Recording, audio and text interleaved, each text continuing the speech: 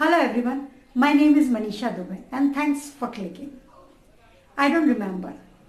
कितनी बार आप ये सेंटेंस यूज़ करते हैं? I don't remember these, I don't remember that.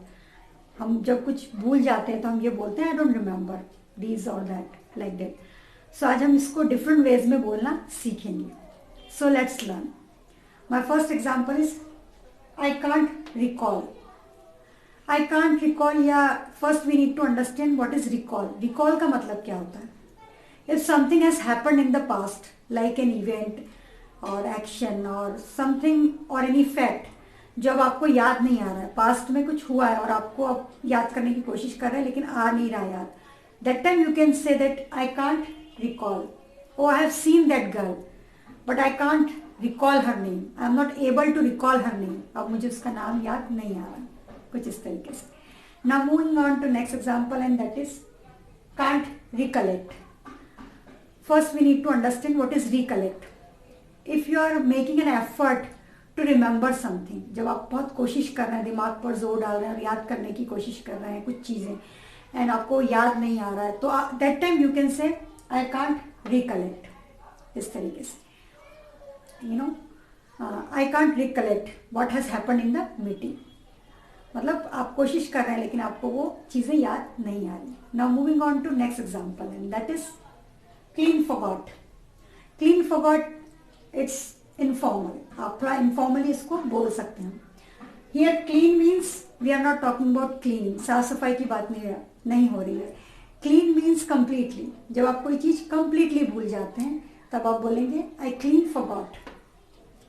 O I am sorry I didn't turn up. I clean forgot. Oh, I didn't do that work. I clean forgot.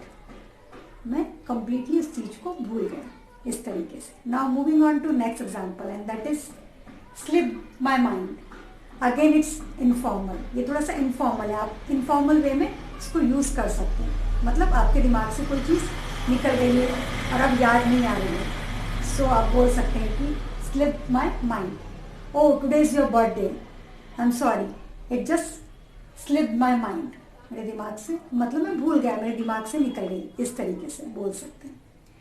Now moving on to last example and that is escape my memory. Means escape my memory means fail to remember.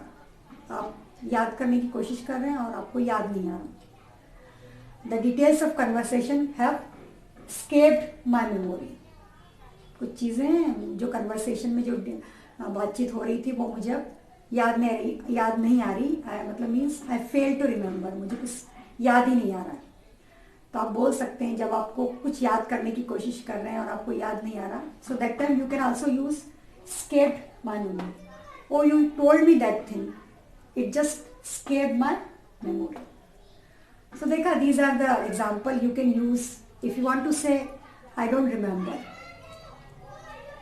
मैं कुछ बोलना चाहती हूँ. Like I went to town few days back and someone asked me, and he asked me that, why are you not posting your videos?